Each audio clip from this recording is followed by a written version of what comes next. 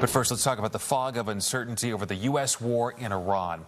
We're now 2 days from a ceasefire expiring, with President Trump now threatening to resume bombing of Iran's bridges and power grid if no peace deal is reached.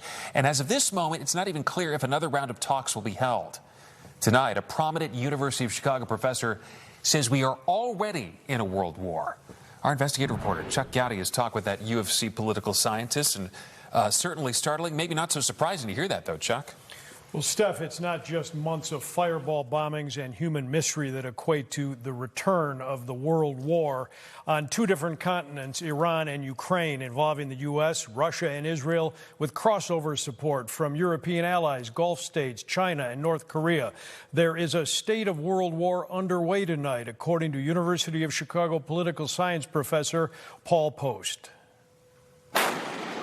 As the U.S. fires on or boards some non-compliant ships here in the Strait of Hormuz, Navy officials say 27 ships in all have been turned away trying to access Iranian ports.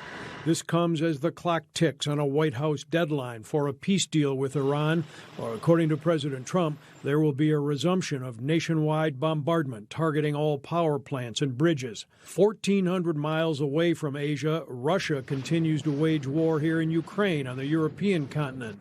The multi-military and political crossover linking both battlegrounds makes this the definition of a world war, says U of C political scientist Paul Post. And you have the U.S. being a direct participant, direct fighter in the war in Iran. You have Russia being a direct fighter, direct participant in the war in Ukraine. But in each respective wars, they are assisting the other side in a major way, providing intelligence, providing arms, doing almost everything except pulling the triggers. Professor Post here at U of C is also a senior fellow with the Chicago Council on Global Affairs. This recent column he wrote for the New York Times, entitled "A New Era of World War Has Arrived," makes the case that we are in such a war. Now, to be clear, we're not talking about a world war at the level of World War I or World War II.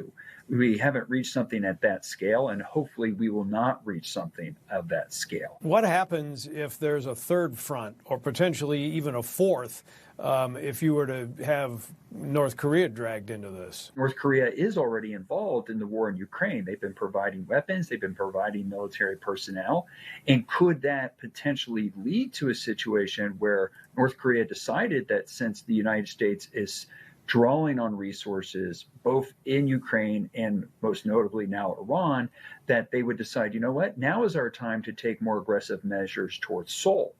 And if that happens, could you end up with opening up a new Korean war, let alone the scenario of China deciding that now could actually be a time to take on Taiwan. Of course, the Pentagon plans for concurrent wars in multiple locations, moving troops and equipment to a double or even triple front war. But for Post and other geopolitical experts, the concern is what seems to be a move toward using military options first and diplomacy later. And then there is the hardware wild card. What happens? Post wonders if U.S. supplies of anti-aircraft and anti-missile firepower is diminished by the Iran war and is needed quickly for some global mischief by China or North Korea.